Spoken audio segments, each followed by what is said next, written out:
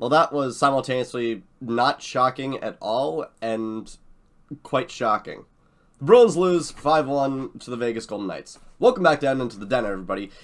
As you can probably tell, still a little bit phlegmy. A lot better than in when I recorded, but it's still not great. Early spring always sucks with this. But it usually doesn't suck with Bruins defense, but oh my god, oh my god, oh my god, oh my god, oh my god, oh my god, oh my god, oh my god, oh my god, oh my god, oh my god! Remember all the praise that I heaped on Andrew Peeke during the Tampa game? Double that and give it to Zadorov, people, and take it all away from Peeke. But before we get into just how bad the defense was in this game, I will not be going off as bad as I did in Tampa. I need you all to click that like button, comment down below, subscribe, click the notification bell, stay up to date. We're almost at 90 subscribers. I'm so excited to hit that milestone. And I have something big planned for 100. So, let's get right into it. Now, I'm pretty sure we all know the big frustration with this game. The Bruins, before this 5-game road trip, decided to call up both Fabian Lysell and Michael Callahan. Callahan has been up here a couple times. He's just a defenseman that we have on the taxi squad. Like with Lettieri and Brown and Tufte, they're just guys that shuffle in and out of the majors. Although, honestly, I think that Brown should go back down to the minors for 2 reasons. 1, he's a lot better in the AHL, and 2, he's the freaking captain of the Providence Bruins. So, you should probably put him back down there, especially since Providence is looking really good going into the Calder Cup playoffs. You should probably put him back down there, get him some time with Abate and Farinacci and Merkulov and anybody else that we have down in the minors, because they need some leadership going in. Now, with Fabian Lysell, this was a big point of contention for a lot of fans. First of all, the fact that we called him up in the first place. A lot of people, as soon as we called him up, we're like, why are we calling him up now? And I can understand why. I can understand why people are upset with us calling up Lysell in the first place. I can understand why people are upset with us calling up Lysell, even though we've wanted them to call up Lysell. It's just that the timing of it can be a little bit weird. And I understand both sides of this argument. I can understand the side of it that says, why are we calling up Lysell? Well, these games mean nothing, and he should probably be back down in Providence, getting not only more playing time in general, but more playing time going into these playoffs, so that there's a bigger sample size for us to pick from. And I especially understand the side it's like, since these games don't mean anything anymore, why not bring Lysell up and just see what he can do? Both arguments are valid. I think that the time to bring up Lysell was a lot earlier, but at the same time, I'm not upset with us bringing him up. That's sort of where I'm at, is that the timing is weird, but I can let it slide because this is what fans have been clamoring for. So that was the first thing. The second thing is that Lysell didn't play in this game. What? And that also kind of makes sense. What the fuck? Just because, like, he just got called up. It's not entirely expected that he's going to play all 5 games of this road trip. And we don't even know if he's going to go back down to Providence after this road trip. So I just see this game as a wash. The Bruins didn't really do anything. They lost. And we didn't see anything from any of the guys that we called up that we were excited to see called up. Now, this game. Oh, this game. First time? Listen, Macklin. You guys got eliminated last night. I don't want to hear anything from you. Yeah, but we didn't have any expectations. This season has just been a disaster for you guys. Listen, we know that this season has been bad. But at least we're doing better than you guys. Yeah, but who really has the better future? We know you have Celebrini, Smith, Delandria. We know you have all these young guys. Just... You're hurting me. Please stop. No! Please. Sorry. We're a loving family here. So, the Bruins actually get out to a really strong first period. They don't score any, but neither does Vegas, and the defense seems to be holding well. The only part of this team that doesn't really look good in the first period is the fourth line. And I mean, it's the fourth line. What do you expect? I love Johnny Beecher. I have a puck that I got from him while he was in Providence. The dude has taken 7 minor penalties in the last 14 games, and he played absolutely atrocious in this game. Dude could not skate, which is surprising because usually his skating is pretty spot on. His skating was awful in this game. His defensive instincts were awful in this game. His offensive instincts were awful in this game. If he ends up leaving, I'm going to keep rooting for him just for the meme of it. I mean, I am the one who started the Johnny Beecher 1C meme in the Short Shift Discord. But, I mean, this is just unacceptable. This is inexcusable bad play from Beecher. Again, the only player on the Bruins by the end of this game that actually looked pretty good was Zadorov. He was the only one. And we'll get into my frustrations with Peak later.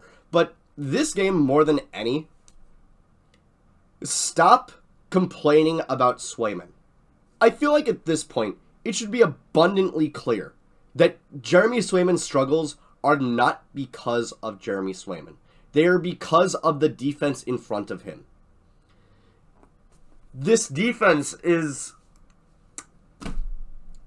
not good. The second period is, it's the second period. We know the Bruins suck in the second period, and it's where the cracks start to show. The defense starts to play a lot more loosely, allowing a bunch of odd man rushes from Brandon Saad and the likes. And, oh boy, you know what time it is. It's time to add the 28th entry to Ty Anderson's list of all the goals that the Bruins have allowed in the last 2 minutes of a period this season. 28!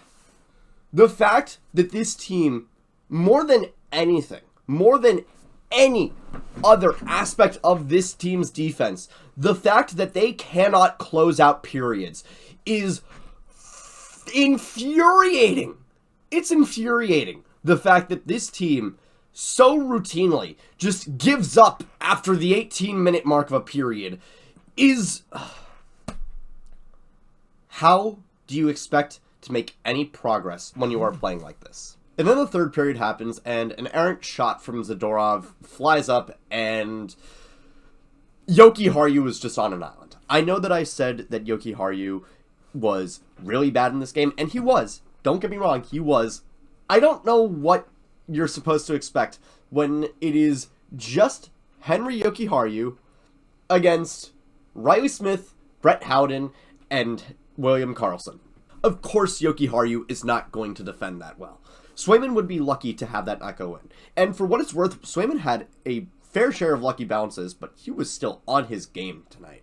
Then immediately off of a face-off, a chip shot goes right to Swayman, and he's flubbing. Admittedly, this one is just a little bit on Swayman. I mean, come on. You kind of do have to have that one. You kind of do got to secure it. But Mitchell and Wotherspoon are just doing nothing. They are useless when it comes to net front defense. And it allows Pavel Dorofeyev to... I don't know what it is about Pavel Dorofeyev that made Bruce Cassidy completely flip the switch on his philosophy about not playing young guys. While he was in Boston, Cassidy was pretty much allergic to playing any of the prospects. Jack Studnicka was meant to languish on the fourth line. And for what it's worth, he hasn't really done amazing in Vancouver, but at least they gave him a shot on the top lines. Here, Cassidy, nope, not a single moment above the third line ever. And even then, on the third lines, he got 1 or 2 shifts. Nothing past that. Pavel Dorofeyev? For some reason, Cassidy loves him. And it's not necessarily for no reason. I mean, this ended up being not only Dorofeyev's first career hat trick, but he got to 30 goals on the season from this game. He was really good. And he is probably one of the best players that the Golden Knights have right now. The big question that I really just have is, why specifically him? Why is he the one that gets the shot and not anybody else that may have warranted one? all Ian Mitchell can do is just cosplay as Bill Buckner and let it go right through his legs instead of just, you know, putting a knee down. Maybe shift your weight to your right to allow your left knee to drop.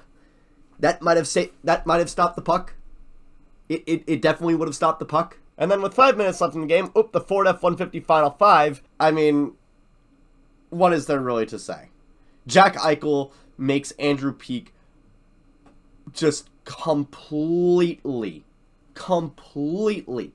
eat garbage. He just walks around him as though Peeke is one of those pillars at the mall that you like accidentally, you're like, oh shoot, I gotta walk around.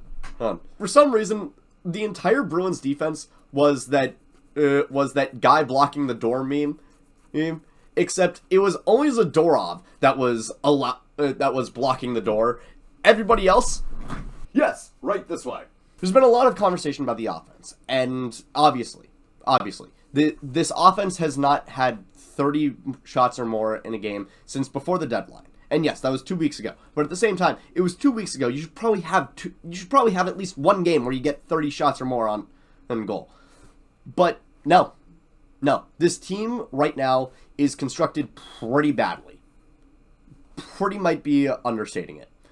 The defense is not creating enough chances for the offense, and the offense is not possessing the puck enough for the defense to properly set itself. And it forces the goalies to have to stand on their heads for us to have any chance of winning. So, please, if you take anything out of this, let it be this. Swayman isn't to blame. I know you want to put all the blame onto Swayman. He's not to blame. He ultimately is playing pretty good hockey.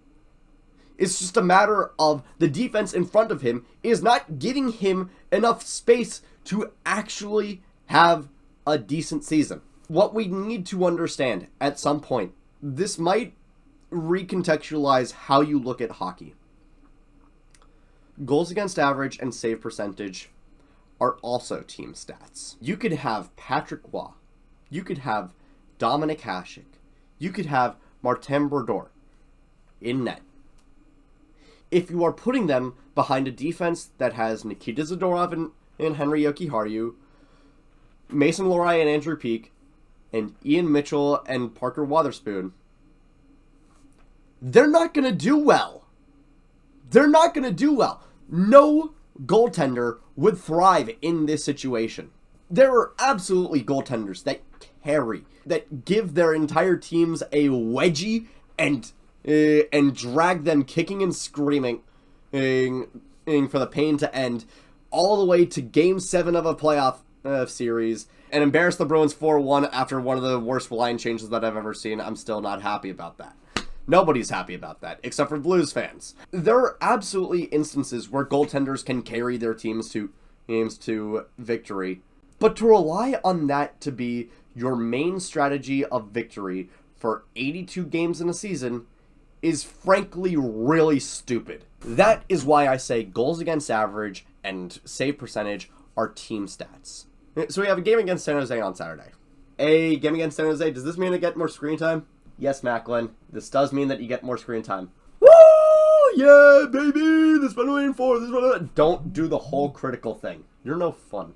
I know I'm not fun. But with a team like San Jose, that I think we can agree is not very good. First team eliminated from playoff contention. We know they're not very good. This is the time that you would use to bring in Lysell. This isn't a game where he's going to be smothered on defense and you're going to have to justify his existence on this roster by on a heavily skewed game. This is one where Boston has a decent chance of giving him enough time to figure stuff out. And that's what these last 12 games of the season are about.